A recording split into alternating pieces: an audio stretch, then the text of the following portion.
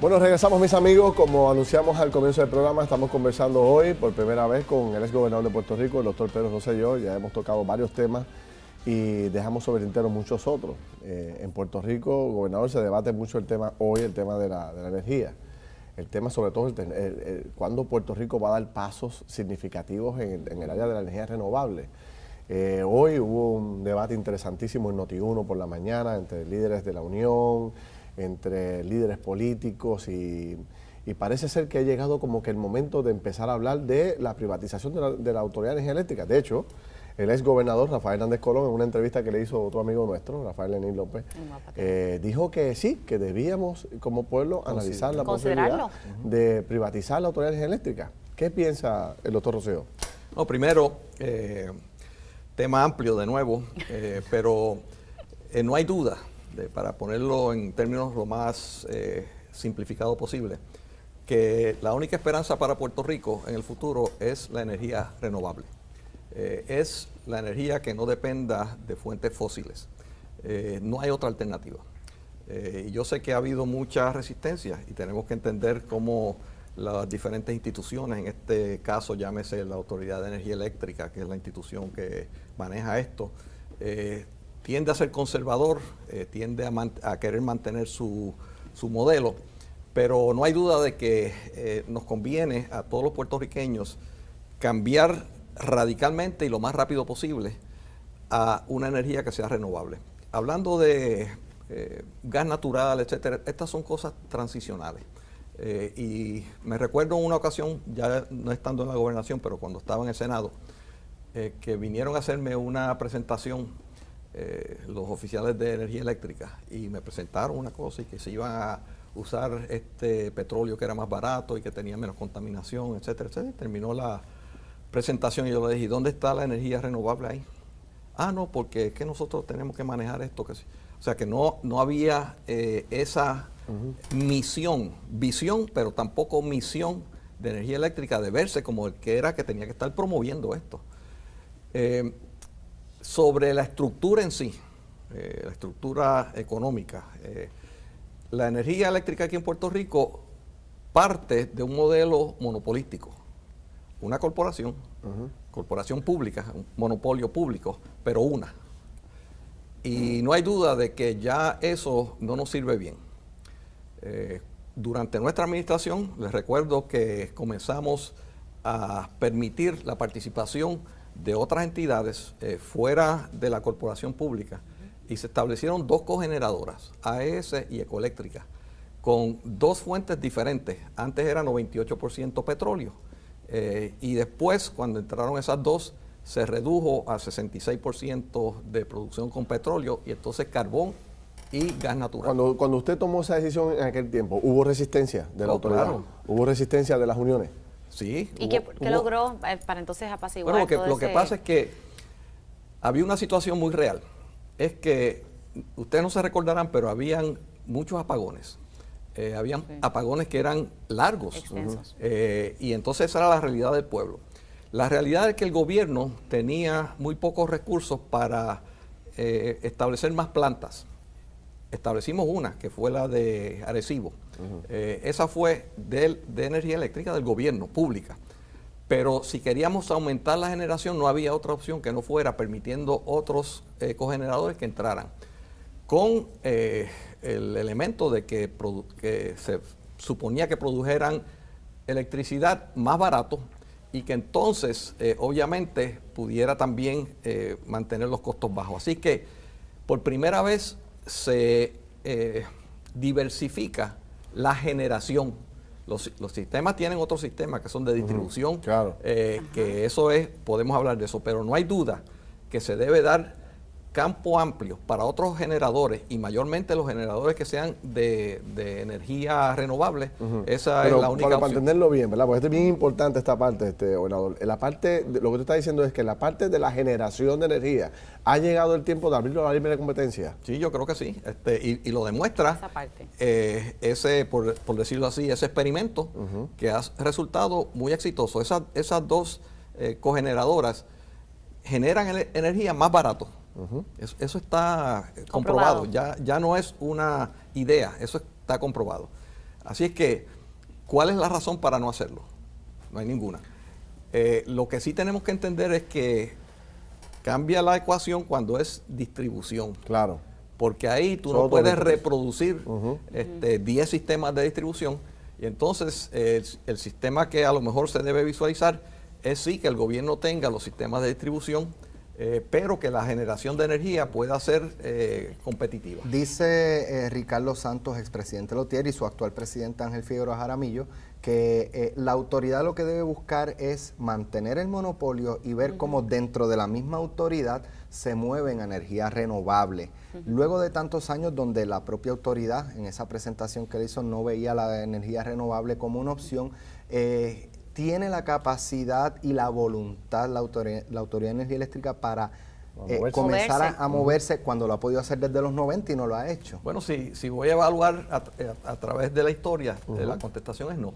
En el 94 usted trató de poner gasificar también y no se pudo hacer en aquel entonces. O sea, que hay una resistencia entonces desde aquel entonces. No, hay una resistencia siempre. Mira, te voy a poner otro ejemplo. Las telecomunicaciones en Puerto Rico eran también un monopolio. Sí, ahí voy. Sí. ¿Okay? Hay que ir ahí. La telefónica era un monopolio. Y era un monopolio muy particular porque cuando uno lo examinaba te decían, mira, esta es la corporación pública más exitosa. No tenían pérdidas. Y entonces decían, pero ¿y por qué alguien quiere cambiarlo si no hay pérdidas? Bueno, lo que pasa es que no tenían pérdidas porque era a cuestas de la gente. Una llamada de San Juan a Mayagüez costaba más que una llamada de San Juan a Miami. Y yo le preguntaba a los directivos que me traían todas esas cosas con los estados financieros y muchas gráficas y lo bien que estaban haciendo. Y decía, bueno, pero ¿por qué entonces tenemos que pagar tanto para una llamada? Se recordarán que habían áreas y si llamábamos de aquí a Dorado, eso era a larga distancia. Larga distancia, Sí. sí. Y entonces era una ineficiencia que no se veía en los estados financieros, pero se veía en los costos que el pueblo tenía que asumir. Pues en aquello, y eso sí fue controversial, tengo que decirlo. Claro, En aquello, yo con esa información y con un punto adicional, que fue que el gobierno federal dijo, se acabaron los monopolios, aquí puede haber competencia. Y yo dije, bueno, pues dentro de unos años, esto que dice que no tiene pérdidas va a tener grandes pérdidas. Y tomé la decisión de decir, ese activo, que es el activo que el pueblo de Puerto Rico tenía en esa corporación, la vamos a cambiar para otros activos. Fueron alrededor de $2,000 millones que produjo la venta. La mitad, alrededor de la mitad fue para el superacueducto. Ese superacueducto, si no estuviera hoy, estaría en racionamiento todo el norte de Puerto Rico hasta Cagua. 20 años después, ¿fue la decisión correcta? Bueno, para mí, te podía contestar esa pregunta desde el primer momento. Ahora, yo creo que el pueblo de Puerto Rico entiende ahora que esa fue la decisión correcta. Pregunto, si nosotros...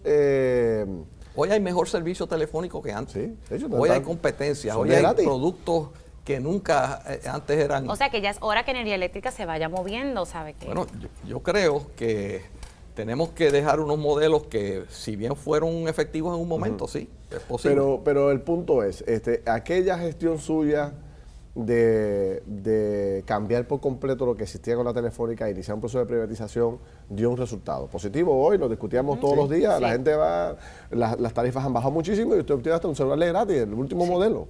Ya no hay que pagar ni siquiera por los teléfonos.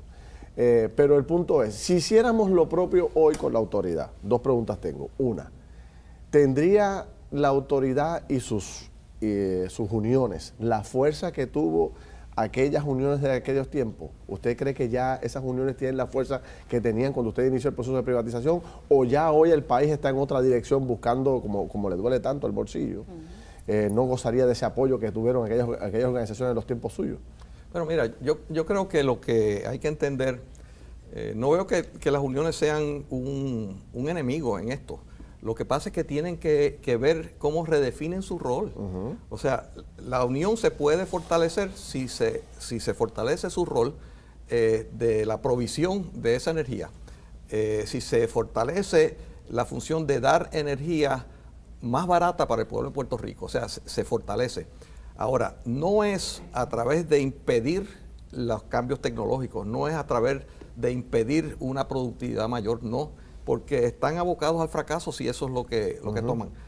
Si yo fuera líder de la Unión, yo buscaba cómo posicionar a mi unión dentro de ese nuevo contexto que fortaleciera la unión en esas áreas que sí van a ser necesarias que se hagan. O sea, privatizar la parte de la distribución o abrirlo a la competencia no es sinónimo de eliminar las uniones.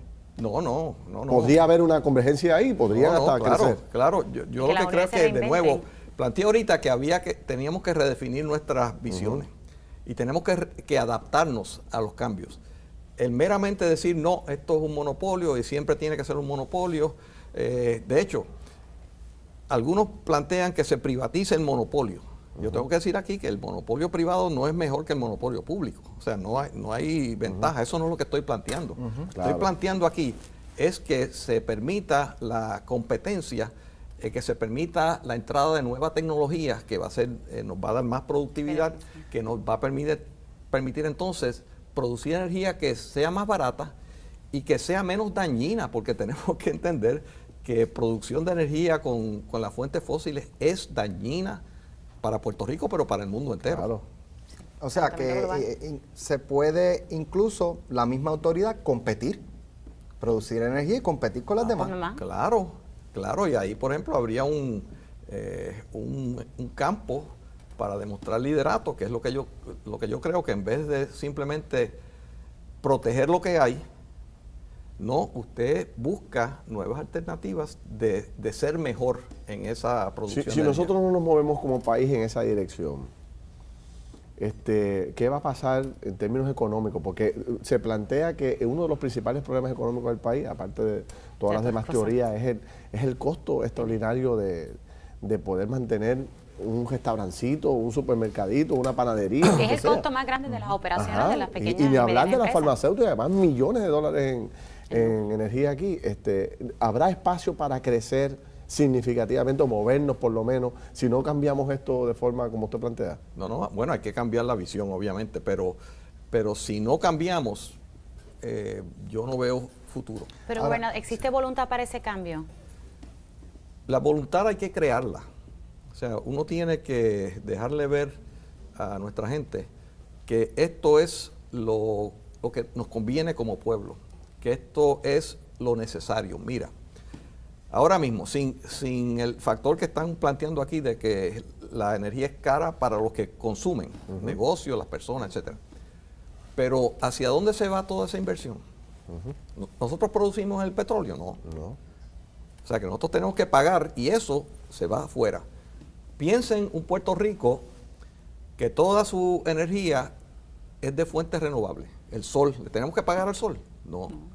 El viento, ¿le tenemos que pagar al viento? No. O sea que además de ese factor sí, que son los costos de los negocios y el costo de la vida de cada ciudadano, está que por primera vez podemos entonces mantener esos recursos aquí. No tenemos que estar pagando por esos recursos a otros fuera de Puerto Rico. Ahora, ¿y quién indica que el compromiso, la deuda de la autoridad con los bonistas es tan grande que está prácticamente secuestrada o esposada a esos bonistas y que si bajan los ingresos con energía más barata, pues entonces ¿cómo pagan a los bonistas? ¿De dónde generan?